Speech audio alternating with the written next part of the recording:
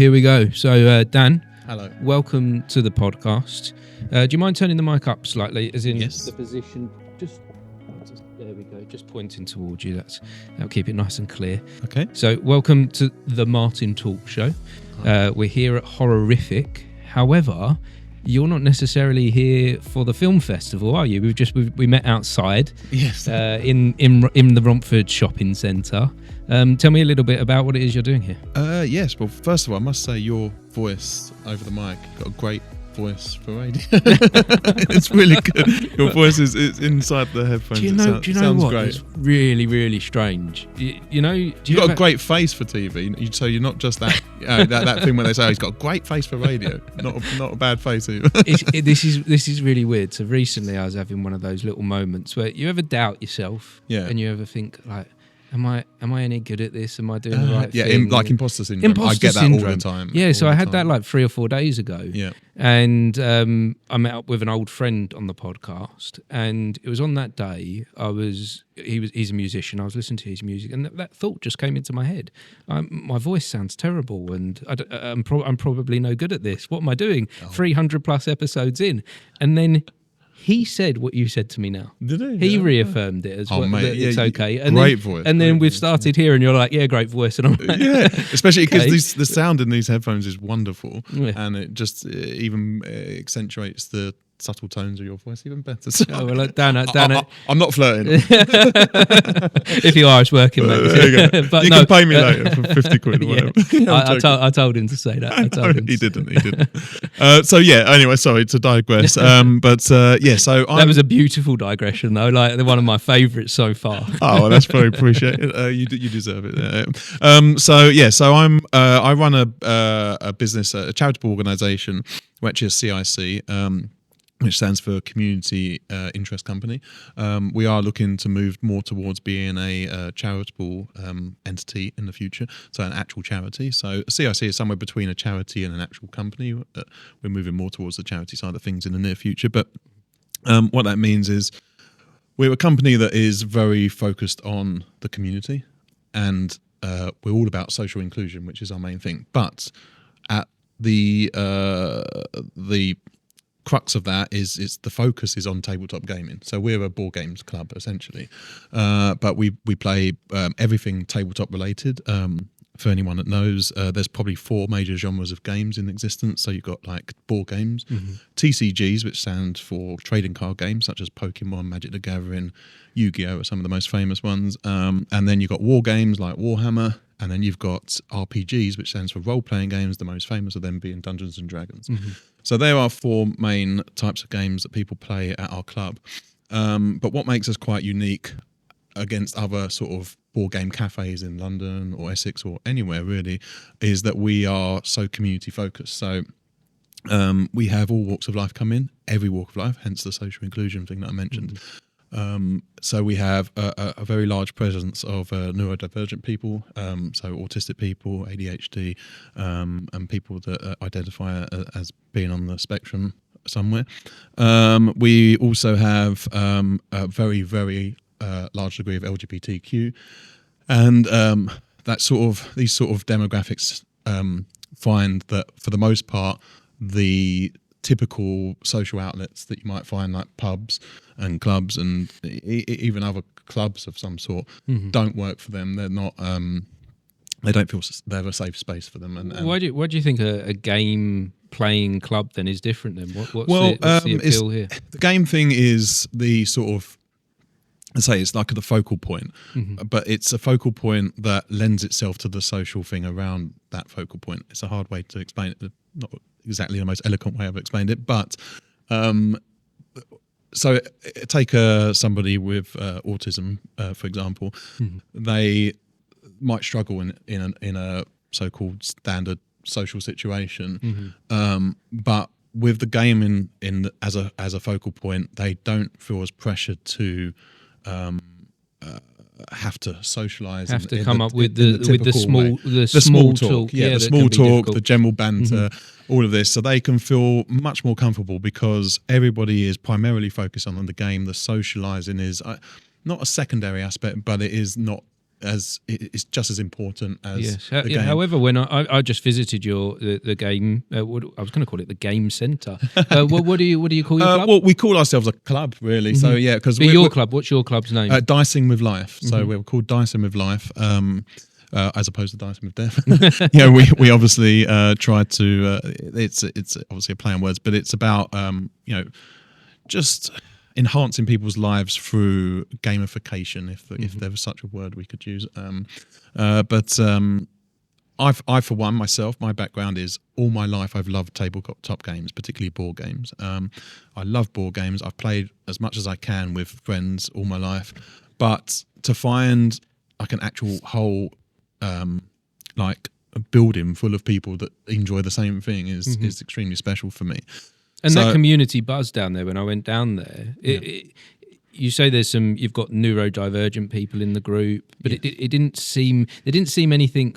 The right words to use here, I'll be careful. Yes. They didn't seem anything like off, or they didn't seem like anyone was not feeling connected. There was a community buzz in the room. 100%. Everyone seemed in a good, happy mood, and there was a lot of talking and going on, wasn't there? Absolutely. It wasn't everyone quiet and down in the board game. No, 100% not. No, it's not like that at all. It is exactly what you just said. That's the thing, because what it does, it brings people that otherwise would have been reclusive, staying at home, not knowing what to do. It brings them out of their shells and it gives them that social outlet. So they start coming being quite shy, very anxious. A lot of people come with a great deal of anxiety. A lot of people sadly don't ever step into the door because they're so anxious, because they don't do that anywhere. But if we can get them past that threshold, so and tell me about let's talk through that then. What that might look like, that starting place of that anxiety.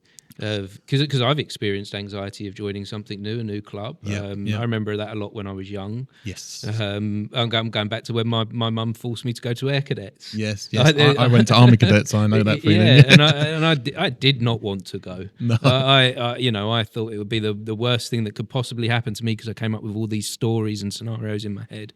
But actually, it was the best time of my life. Brilliant. It's absolutely amazing. And that sort of thing, the scouts and things like that, I went to that when I was a kid. Army Cadets, all that stuff helped mould me and give me confidence as a teenager. But well, first of all, we're very obviously open to young people and teenagers, but we actually, our age range spectrum is across the board. So everything from like 3 years old to 93 years old. I'll give you an example. My mum is 74 and she's obsessed with my club. She's obsessed with tabletop gaming. She's there every session. Yeah, funny enough, she's not there tonight, but she's normally every session, and she's known for. And who brought her into the tabletop gaming? I brought her into the tabletop gaming. Wow. But like she's always been interested in that sort of thing. But it was definitely me bringing her into it. But yeah, so just to talk about the answer to your question. Obviously, we've got quite a large social media presence. We've got a few thousand people on all the big ones like Facebook, Instagram, Twitter. We also have Meetup is a big one. People find us through there. And then, of course, we've got loads of private social media, a big WhatsApp presence full of dozens and dozens of WhatsApp groups specified for each game. Also Discord presence as well. So we've got a big server on there with loads of channels. But we basically, obviously, somebody's got to find out about us first. Sometimes that's just passing by, or it's through one of those social medias I just mentioned. Or hopefully word of mouth, and that gets around. And then once they know of us, generally speaking, these people understand whether tabletop gaming might be something for them, or they might know us through our reputation for being a community-focused group where we open arms to anyone that is, just simply a decent person. We do have a code of conduct, so it's basically don't be a Don't be a dickhead. We can say that. You can say that, can you? Yeah, this is one for adults. In fact, I got an episode called "Don't Be a Dickhead." Actually, that's amazing. Brilliant. I'll watch that. Yeah. But yeah, basically, we have a code of conduct, like a proper, a legit code of conduct. But ultimately, it translates to "Don't be a dick." So as long as you're not a dick and you don't, break the code of conduct, you are always welcome, no matter who you are, no matter what your sexual orientation is, what your gender identity is, your race, religion, creed, whether you're neurodivergent, neurotypical, whatever, you're very welcome. So, and I think we've got a reputation for that. We've been around for 7.5 years. So we have, especially in Romford, people know of us. Outside of Romford, actually, the greater Essex and London, even Kent communities know of us. So a lot of people travel from afar. I was mentioning to you, Harlow, we get a lot of customers come from there, but a lot of people from We've had Cambridge customers come. We get a lot of people from over the river. Why is that? Is that because of the community that you're building? I and mean, the culture yes, that you're building it's a couple of things. One of them is that community is so unique. So you do have, there are some other sort of games clubs or games cafes in London and Essex. But two things. First of all, they're generally not community focused, like as community focused, at least we are. You kind of go there with your friends and that's it. You don't generally sort of branch out and meet new people when you're there. I've been to many places like that, and they're great if you've already got an established friend group. But the vast majority of our new customers come on their own for the first time. They don't really have a friendship network. They don't have any of that. And basically that's what we give to people, you know, through the work we do. And we've got so many friends, so many good, all my best friends now come from this club because I've met them. And so many other people would say their whole friendship network now revolves around Dice With Life. But the other thing to bear in mind is that there aren't, between basically Chelmsford and Stratford, there really isn't anything like us. When there's no other board games cafe full stop, let alone one that's so community focused and community led. Would you like to see there be more of this then? Would you like to see more yes. groups? I mean, obviously from a competition point of view, we are also a business as well. We do sell stuff and we all the rest of it. So like it's nice to have not too much competition in the area, so that's a plus. On the same token, because we are community focused, we want to. We strongly believe as long as another company is not a dick, as we previously said, then we would love to. We very much believe in the rising tide raises all ships. So that's a phrase I use all the time because I really believe it. I do think that one positive community organisation will. Regardless if you're doing the same thing or not, will enhance the other. You know, yes, yes. Obviously there can be too many cooks in the kitchen. I guess there could be too many people in eventually, but I don't think that's ever going to happen. But yeah, so we work with loads of community companies already because of this in mind. Like, so there's a big one we work with, Haven Changing. They're a wonderful charity. Led by some wonderful people that we very much interact with. The Mercury Mall itself, where we're based. So we're based in the Mercury Mall for anyone who wants to come. At the moment, we're open on Tuesday evenings and Saturday all day. So like 10-hour session on Saturdays, and that's based on level 3 of the Mercury Mall, so just outside the cinema and Mecca Bingo. So what does someone have to do if they're like, hey, this is something that I would enjoy? Yeah. How do I get involved? Where do I go? Do I literally just turn up? Yes, literally just turn up and ask for me. Okay. But then we have a wonderful team of volunteers. So I'm always there though. So if you ask for Dan, I will do my absolute best to make you feel welcome and have a chat with you about what you're looking to what you enjoy and get you into. But yeah, the best way if you want to communicate with me beforehand is find us on social media. So at Dicing With Life across all social medias, find that, and if you send a message on any of those social medias, it will be me that answers. So. Okay. I can answer any questions if there's any anxieties or nervousness. A lot of people message us. And we'll be sure to put links in the comments below. Thank you very much. So that if anyone is interested in and I mean, wants to get in contact. We do have a website as well, but it's a bit out of date. I'm happy to give my telephone number as well if needs, because that is the business number. And people can just call me on that to ask me any direct questions if that's their preferred form of contact. But yeah, once you've gone to the social media, you'll see our opening times anyway. Like I said, for Tuesday evenings and Saturday all day on level 3 of the Mercury Mall, and then Thursday evenings we're in Naze is the restaurant, which is next to Subway and opposite McDonald's on level 2 of the Mercury Mall. So if you literally just turn up during our opening times, you can jump into a game. Get involved, we almost always have a game that's like either just starting or just finishing that you can then jump into that table. The community understands. Is there different levels of understanding board games and gaming? Yes, very much so. The good thing is that every game is accessible to obviously there's different levels of games. There's such a thing called the weight of a game. So you've got anything from like 0 to 5 rating is what Board Game Geek, the famous website, uses to rate a game. And so you'll have games that are rated at like 1 that's instant access or whatever. You can just pick it up with just a 2-second rule explanation. And then you've got games that are for like up to the 5 level, which will last for 14 hours or many weeks and and involve thousands of rules that nobody can really get their head around. No one can comprehend, even the experts. Even the people that made the game. Yeah. So this is something. Let me just sorry. It's just that there are other games that are somewhere in between that. But every single game that is played, there's always somebody very happy to teach it to anybody that's new. So they can come along, and if they're interested in a game, regardless of its complexity, we can always ingratiate them into it, and there's always space. Yeah, that sounds really good, and this is really interesting bumping into you today, because about a year ago I had an interest in exploring gaming, in board gaming, and having a performing background. I've always thought to myself, I think I would really enjoy Dungeons and Dragons. Oh, you'd love it. I think I would, but I don't have any friends that play it. Well, now you do. And and so I went along to a local venue, and I had a look through the door, and too many games were just happening. I just had a look around. Yeah. But I did find one friend who played, and she said to me, "Oh, come along on such and such a date, and you can get involved." Yeah. We meet at the Chinese beforehand. We have a meal. Oh, lovely. And I thought, well, this all sounds quite nice. Nice little thing to do. And I came along and turned up at the Chinese and had the meal. And the guy setting up the Dungeons and Dragons game, I was explaining to him that I have no experience and know nothing at all. And he wasn't too happy about that I was coming to play his game and had no experience. Yes. But my friend managed to encourage him to allow me to play. Yeah. And I played Dungeons and Dragons with them. And I think by my third or fourth go of my turn and asking lots of questions, because I didn't have a clue what was going on, he put a spell on me and turned me to goo for the rest of the evening. And that was it. And for about an hour and a half, every time it was my go, it was, you can't do anything, you're goo.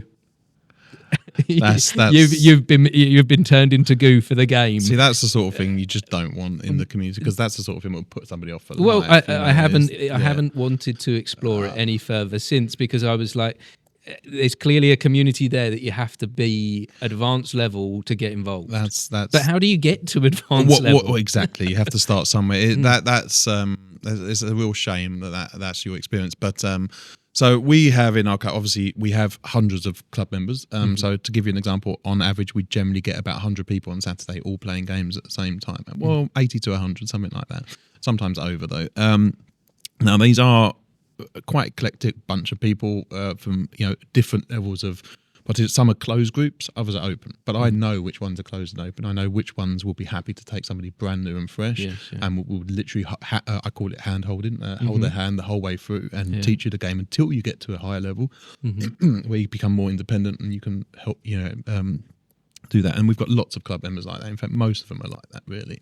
I think the people that are really like snooty about it and really closed off to new people accessing their games, they generally don't ultimately fit in that well, and they sort of might end up creating their own little thing somewhere else, and just go to each other's houses or something. I don't know, but the people that really, really, what's the word? Flower and thrive in our community are the ones that really embrace the community aspect of it, which is getting to know everybody. Literally, I know everybody's name. Well, actually, I'm really bad with names, but when you've got a room full of so many people like you have down there, to remember 100 people's names. Well, it's several hundred people. If you look at it is challenging. But I generally know most people's names. I certainly know their faces, and I've had a chat with everybody, and to some degree or level. But even if you don't know them personally, they will find their group within that. Yeah. And when they come, my job is to find them that group, not necessarily for them to be my best mate, because I can't be best mates with everybody, but to find them their best mates. Somebody that will be in the gaming mode with same game that they're interested in, and get them under somebody's wing until they feel safe and want to carry on. So here's a potentially difficult question. Go ahead. Why are you doing this? I'm masochistic, I'm joking. But more, it sounds like you're doing this more than just love of playing the game. That's what I'm trying to get at. There's something more going on here than you just like to play ball games. Yeah, there really is. And I've got a lovely network of people that are supporting me at the moment. We've grown a really good team behind the scenes as well as in front of things. But they're all kind of in this. I'm building a team of people, like-minded people. But ultimately, I've thought about this question many times myself. So we've been around for 7.5 years. I've been working for 4.5 years for the club, because I actually didn't found the club. It was founded by my business partner Lauren, and then she got very busy with work, so I kind of took it over the last few years, and now we're still working together, but I've been more at the front of things, and she's now coming back in to really help with some of the stuff, and we've got a team of people now that we're building. Anyway, the point is, I came in straight away 4.5 years and saw what a beautiful thing she'd made with this club, and I could see already her love for it, and it became a bit contagious, and I was like, okay, this is wonderful. I've never experienced a community or group like this ever in my life, especially not in Romford. So I've been born and raised in Romford all my life, and I have never enjoyed being in Romford until I found Dice Move Life. All my socialising and all my friends were the other side of London, and I'd always have to travel. But now I live 10 minutes away, and I live and breathe Dice Move Life because I love it. But in answer to your question, though, is that I thought about this a lot, and so I don't necessarily believe in altruism. I think that everybody does something because it's benefiting them to some degree. Now, this is going to sound good, but it's ultimately selfish, and it's like I really, really enjoy giving joy to other people because it gives joy to me. So it's selfish. But on the surface, it's not selfish. It's selfless. But it is ultimately like it really gives me a great deal of pleasure to light up somebody's life. And is there any wrong in that? Of course, there's not. No, it's the most. I think it's the best I can do to be right. There's no such thing as being a completely selfless person, but it's about as good as I can get, I think. And I'm very pleased with that. It makes me feel good. I feel like I'm doing really something good. I wake up in the morning and I like myself. It's great. I mean, before the lockdown, so before I found Dice Move Life, I was in the performing arts industry as well. So I think I briefly said to you before, I was an actor and in the stunt department of films, not a stuntman per se, but my specialisation was weapon-based combat, so I did a lot of fights for many, many films and theatre productions and stuff like that. And I had a decent career at one point, got signing lots of autographs at Comic Cons and stuff like that. And is there anything of note then that took you to Comic Cons? Well, one should I know who you are? Is that where we're at? Mate, potentially. You're like, how do you not know who I am? I'm not the caliber of most of the famous guests you probably had, but no, there was a few things for a short period. I guess I've been an actor. I was an actor sort of like since '97 to now. Even I still dabble a little bit here and there, but I mean most of it was independent stuff and small scale stuff. I did a lot of small parts in Hollywood films, and I had a few lead roles on the West End. But I'm certainly not going to be a household name in any way, shape, or form. But it took you to a few like Comic Con. Yeah, so being the Comic Con thing was mostly down to 2 web series that were very successful. One of them was where I had the lead male role in, and we were quite a big web series called Chronicles of Syntax. I don't think you can actually find it online anymore unless you have a private link to it.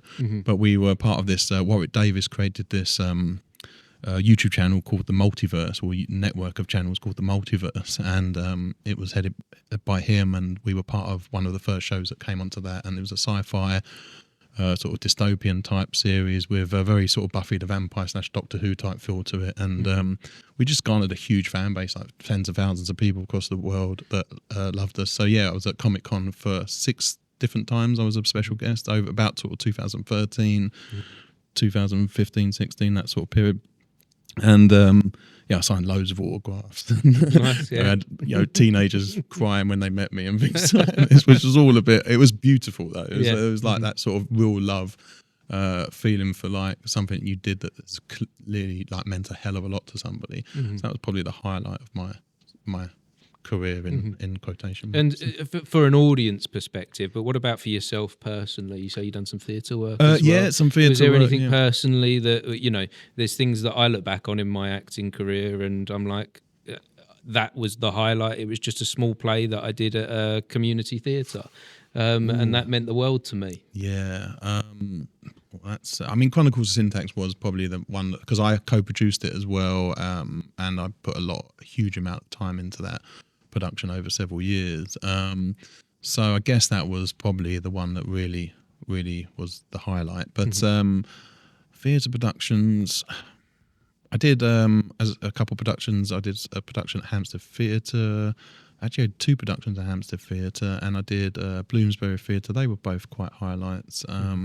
So they were big theatres in just sort of Holborn area, or Hampstead and Holborn. I'm trying to think. Put me on the spot. But there's a lot of films, independent films. There was some wonderful independent films I did that were really lovely because.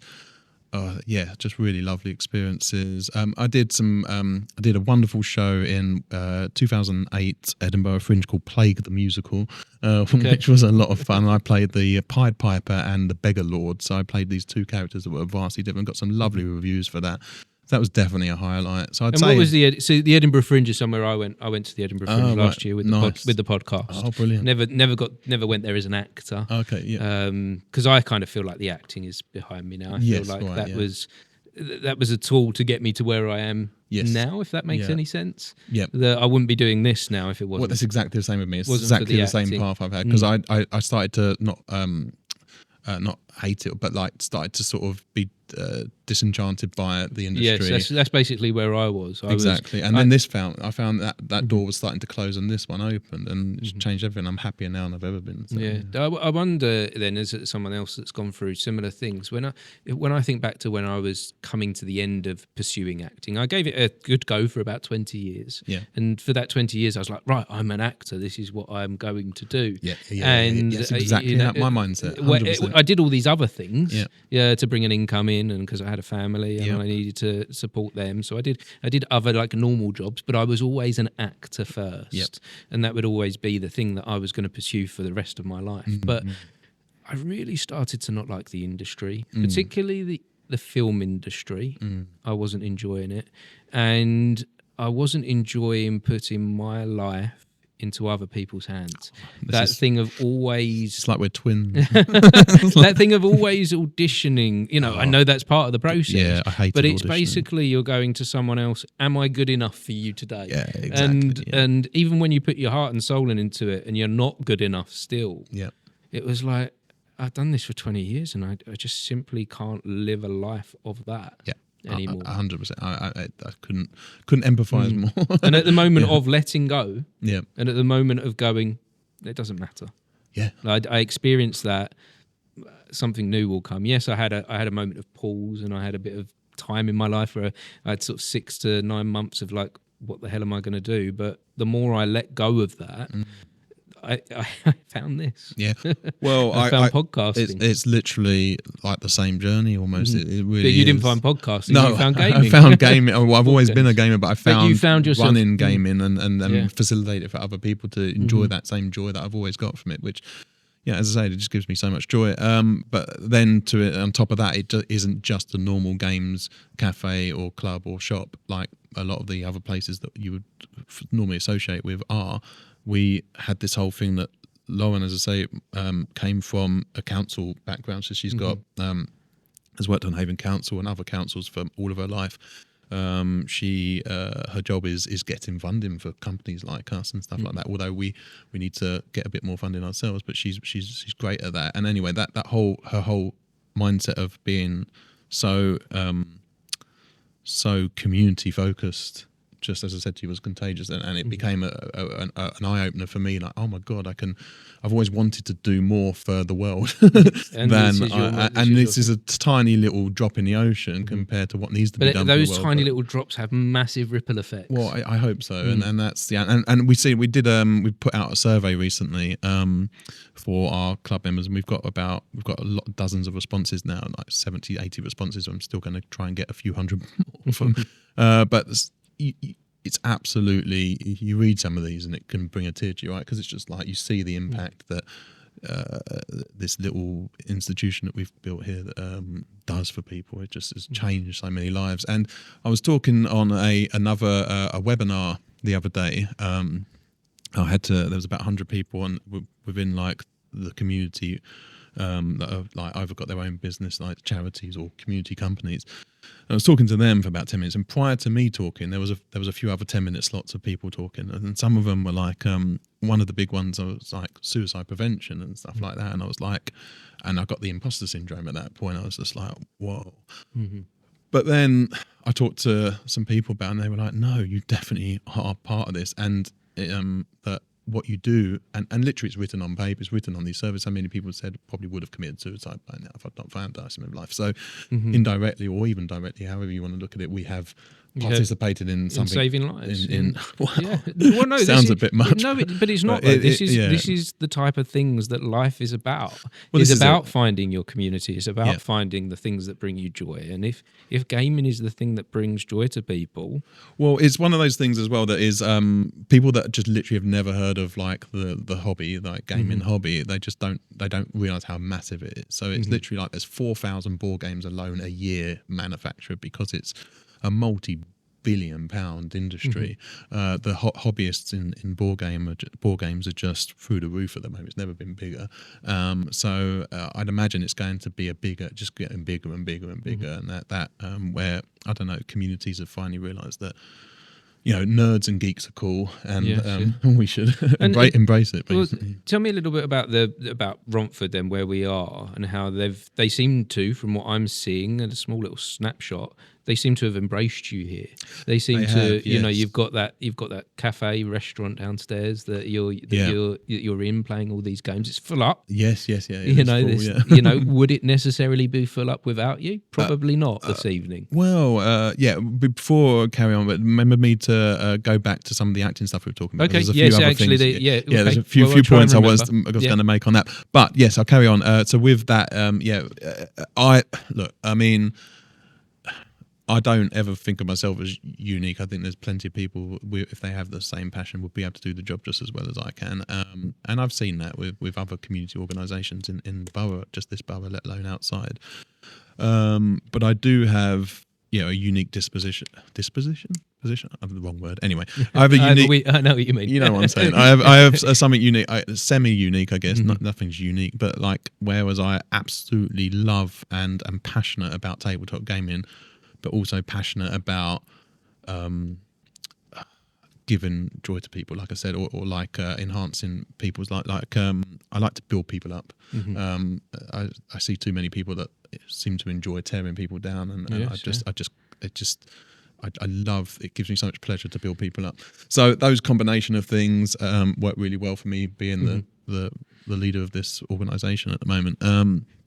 But I couldn't do it without my volunteers. Let me just get this straight. At one point, I might have been able to, but we build so big now that like right now, I couldn't do this interview right now. Because they're down there now carrying on the... Exactly that. They're literally, I've got 3 of my volunteers there that are manning the shop and looking after the customers. Which I must say, when you said you were coming up here, they did look a little bit sad. Where's Dan going? We want to play Dan. Well, there was definitely... you said you were playing Star Wars tonight, Dan. That's exactly what happened, because I was supposed to be doing some Star Wars bits, but I've got just one of the customers that comes, a lovely guy, and he's literally sorting out all my cards for me because I don't have the time to do it. So, it's a collectible game that I play, and he's literally doing that for me tonight. And I was supposed to be there with him, having a night off to do that, but I'll go back down. And you will catch up. I said to him, this is obviously an opportunity that I thought I'd grab while you were here, and it's a good time to do it. But yeah, so I guess in answer to your question, I guess somebody would probably take the reins off if I just disappeared, but what it would look like, I don't know. I'd hope it would carry on without me and be just as thriving. But, and I guess that's kind of the point of building a community, isn't it? That that it does move on, that it does go surpass, that it does surpass us. That's and even with what I'm doing with podcasting, recently I found another podcaster that's doing something very similar to me. And I was quite happy about that. Good. I was quite like, I really like what she's doing. I like her podcast because it's similar. Is that weird to say? I like it because it's similar, but it made me feel a bit safe that if something happens to me, the cause is going to continue to move on. Wonderful, yeah, and that's what it's about, really. And I think I've got enough people that are passionate that it wouldn't end with me if something happened to me. It would definitely, I'd like to really think it would definitely carry on. But on the same question, Romford has embraced us. Obviously, there's still in every community there's sorry, not community, because I'm not relating that to my Dice Move Life community, but the Romford general place, there's going to be bigotry, there's going to be haters and people like that, but we seldom see it. It's just not a thing, because we're a very safe space, and I think anyone like that immediately realizes this is It's not the place for them. Yeah, just to get out of this. And the brilliant thing about where we're based, so we're based in the Mercury Mall, which is where the cinema is, that's opening up, Lumiere Cinemas, which is going to be a beautiful community space in itself. But the people that run the Mercury Mall, so it's Natalie Bays and Spencer Hawkin has been a big part of that, who's now running the cinema. These guys have always really been wonderful champions for us because they see what we're doing. They're very community focused. They're very unique leaders for something like a shopping hall. They have their own charitable organisations themselves, and they really get it. They really get it, and they've always supported us. And from there, I always believe, when I was on a job for films and that, I believe that if your film set is rubbish, it generally stems from the top and it trickles down. Yes. So if the director is just barking orders and being moody and horrible, it kind of filters down to the lowliest. Like, I've been extras on films, and it's like I'm being treated like shit because I can see the director's having a horrible time, and so it's trickled through. So where we've got such a lovely head of people for the Mercury Mall, it trickles down, and I love all the staff in the Mercury Mall as well. Amazing. So the security team have always got my back. So if there was to be any of the people that were coming and doing anything that they shouldn't be doing, I'd literally just tap a button on my phone, and the security on it straight away. Amazing.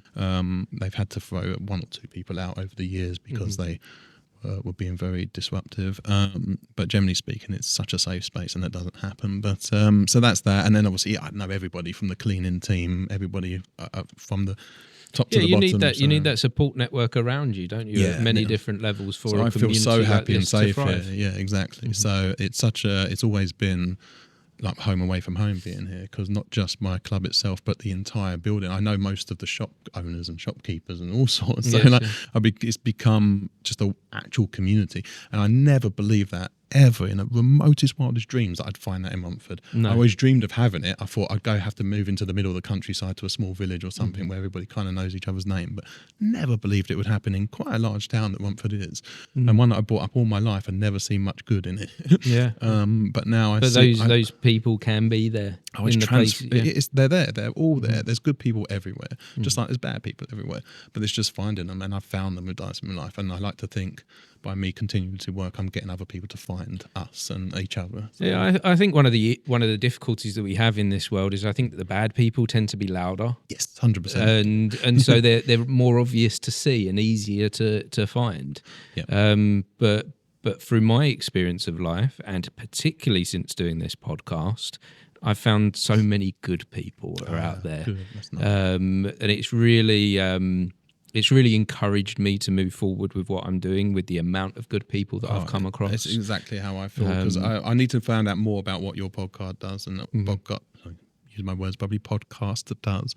But on that same token, like literally the other day when I told you I had that webinar, there was the people that talked before me, like the suicide prevention people and other people talking about that, and it just completely inspired me. Like I was just sitting there thinking, there's some wonderful, proper, really genuinely good people out there that have no hidden agenda, and they're just doing it because they want to make humanity better. If that's quite a grand. No, it is thing, quite. But, it does sound grand, but like you said, but the bad people are being very loud, so we need to do some grand stuff. Well, this is it. Exactly. This is it. We can just quietly move it forward but hopefully in plain sight. Sort of thing. And that's why with this podcast, my tagline is amplifying the change makers. Oh right, yeah. I'm trying to turn up the volume on the people that are doing the good, and that explains what you're doing is so amazing. That's so. Awesome. Now, if you know people that I should be talking to, please point them in my direction. Or me and theirs. Quite a lot of people actually now. I've been very lucky to meet some people that you'd probably be even more fascinated than anything that I've done. So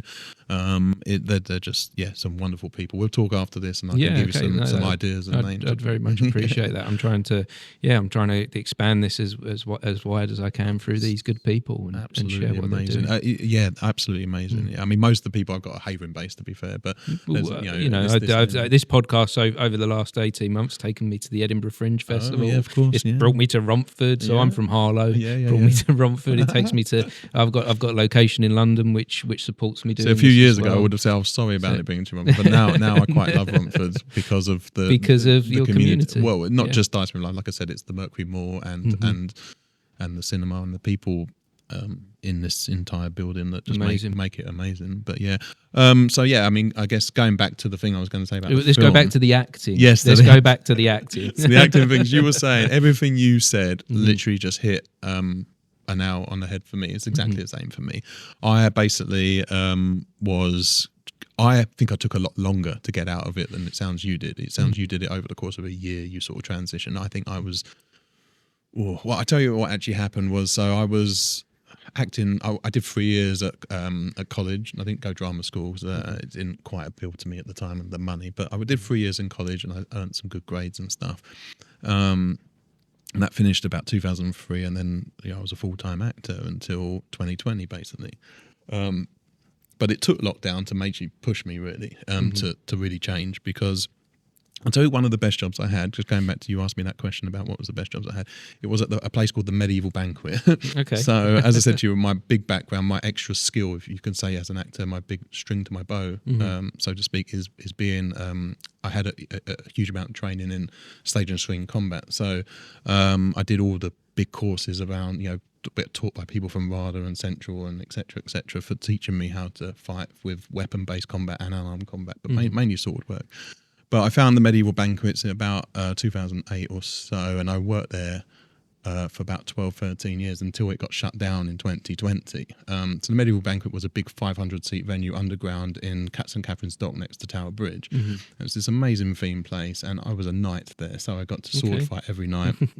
The pay was okay, not brilliant for cross industry standards, but it was good, and it was just brilliant because I got to really engage with people a lot. So we did the meet and greet first of all, and then we did this big fight. It was kind of like a WWE match, but with swords, and we would do that because it was choreographed fighting, obviously. But it was just so much fun, and I've always loved swords and sandals epics and stuff my entire life. Like my favourite films are Lord of the Rings, and you was really able to kind of play that out. And I just embody that. That fun, and I miss it a lot. I do miss sword fighting a lot, and I particularly miss the Medieval Banquet environment. But do we, me and you have both chosen to go slightly different paths now with away from the acting, but do we have to completely leave it to the past? No, exactly. No, I to be honest, I've been actually very ill the last couple of years. I've got this chronic disease that has made me not be able to progress the business as far as it would have been by now if I hadn't had that disease. That's 100%.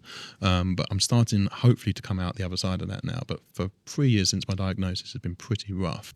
And because of that, I've put on a lot of weight, and I've become physically unable to do the things I did. But once I come out of that, I'm definitely getting back into it. I just cannot wait to get a sword in my hand again and start fighting my friends that I used to fight. Because I've still got a huge network of friends, a huge network of people in the industry that are... They're game changers as well. There's somebody else that's a whole nother network of people I could introduce you to that would be very inspiring. So yeah, Stage and Screen Combat also had a community to it that I did love, but not quite as much as what I do with what I'm doing now. So so yeah, Medieval Banquets was a big one. It was such a great job. And but no, I did going back though, the last actual proper performance job I did was in at the end for Halloween in October 2023. I did a big sword fighting gig in the George Inn in London, which is a semi-regular gig I've done for years. But that was amazing. Big crowd of people, like hundreds of people watching us do a sword fight in the cobbled courtyard of the George Inn. And obviously I was still running this at that time. So for the last several years, even since Dice in Real Life, I've still been acting, still been fighting a little bit. But just in the last year or so, I've just knocked it on the head completely because of my illness. But just like you said, it doesn't have to die forever. No, you just put on pause for a moment. Now, pause for a moment, but also I now will be more selective with what I do. I mean, I've been offered parts since, and I've turned them down because they would have taken too much of my time, taken me away, or just not been, openly give me much. I've never been. Got so much. It sounds like you've got so much quality of life now that you don't need to pursue those parts that don't necessarily add anything. Exactly. And before you hit a nail on the head of something, you just kept going. Actor is my primary thing. Actor, and I was the same. Even if a job was highly detrimental to my mental health, I'd still do it and push myself through it. The word no didn't really exist if I was given because a you job. felt like you had to. Exactly. You felt like the only way this career would move forward was by saying yes. And no matter how dictatorial the director was or anything like that, you just grin and bear it, and the show must go on. And I see so many young actors like that, and it's very hard to to give them advice. I think they have to discover it for themselves, yeah, unfortunately. like the Matrix, yeah. Yeah. That's what we're trying to escape, isn't it? Yeah, I'm trying to, exactly. That's the real thing behind the podcast. I'm trying to unplug people. Yeah, it's exactly that. That's it. Yes, that's what I'm doing now. Is Yeah. unplugging people from the mundanity or sadness of their existence and bringing into a new realm of possibilities. Wonderful. Yeah, man. That's a great place to kind of wrap this up. Yes, I do appreciate you joining, Dan. So sometimes actually, when I go to wrap this up, my mind goes to somewhere, and I go, "Oh, actually, I've got one more question." Oh, wouldn't I go ahead? It's a bit of a hypothetical for you, really. Yes, go ahead. And I like to go there. I like to jump in a time machine every now and then. Okay. So if it was in a time machine right now, and we could go back in time to those days when you used to hate this town, and you could go and visit your old self. Yeah. What would you say to yourself about what the future might look like? Brilliant. Oh God, what would I say? I was almost like I've never been somebody. I always pride myself on somebody with zero prejudice and zero I'm very much open to every walk of life, but I guess at some point I was prejudiced against Romford. To some degree. Depends how far back you go, but I think there was a point of me that was just like, yeah, Romford's a shithole. Am I allowed to say that? We've said it. Yeah, Romford's like a dive, and the people there are all like, not great and blah blah blah. But obviously, as time went on and I grew out of being a teenager and into adult, I saw the sensibility that cannot possibly be true. Mm-hmm. It's just like you said, they're so much louder, and when you walk down Romford on a Saturday night, you're just going to see the shitty part of it, whereas you're not going to see the guys that are around the corner just playing games in their living room. There's so many wonderful people around. So what would I say to I'd say there's hope. I'd say to them, don't be so fixated on getting the hell out of Romford, because you're never going to. Because I didn't. But instead of thinking the grass is greener on everywhere, and to be fair, there's still things lacking in Romford. The grass is greener elsewhere. Mm-hmm. There's a few things that I can't get from Romford that other places have, but there's those other places probably don't have a hell of a lot of things that Romford's got. So it's like the grass isn't always green; it might just be a slightly different shade. So yeah, I'd say to myself, just stick with it, and you'll find your tribe as such, and then and things will change, and you'll be a lot happier in your hometown, because I was born and raised here, and I like that thing that you said, have hope. I guess, because at times it can feel hopeless, can't it? It can Certainly feel when you're not in the right space, not in the right community. I've been there, and hopeless is the word. Well, I've gone through quite a lot of. I've never been a depressive person. Like, I don't have chronic depression, but I've had I'd say about 3 or 4 very like intense bouts of depression, if that makes sense, over the years. And the most recent one was a couple of years ago. Something happened, and it just made me sort of go into myself for like 2 months, and I was just pretty much bedridden because of this traumatic event that happened. But then prior to that, it was like probably 10, 15 years before I felt any form of like major depression.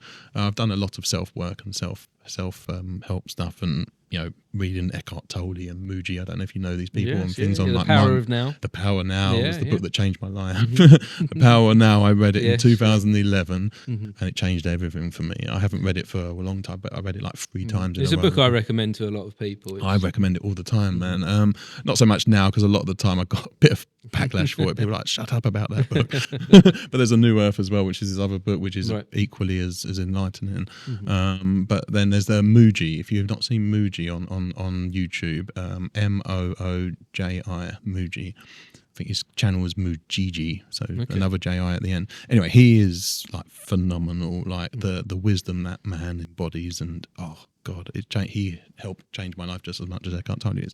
Anyway, I have seldom sort of tapped into that side of things for a very long time, because, like I said, I've been happy and content for most of the last few years. But how did I get onto this subject?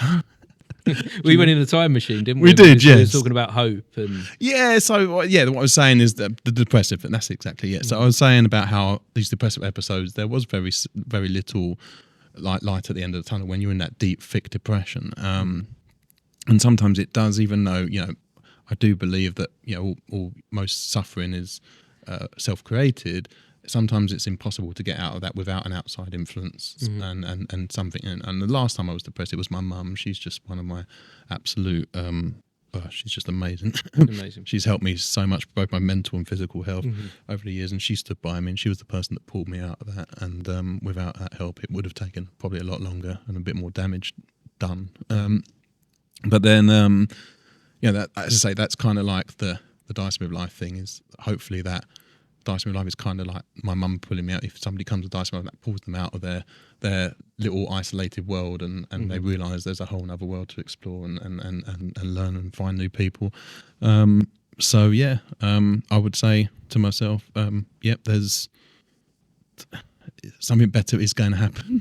Just got to keep moving forward. Keep moving forward and figure it out. I don't know. I might have liked to have figured it out sooner than I did, I guess. Yeah. I might have said go to Romford and build a board games club, and you'll be much happier. There's the secret. Start a board games club. Yeah, exactly. So, but yeah, no, it all happened the way it did for a reason, because I learned life experience and character building to be the person I am, to be able to help lead the current organisation the way I do. So it couldn't have happened sooner. It couldn't have happened sooner, because if it did, you wouldn't have had the experiences needed. So I shouldn't be regretful or remorseful or anything, or wish the past was better, because it doesn't matter. The only thing that matters is now, as we know.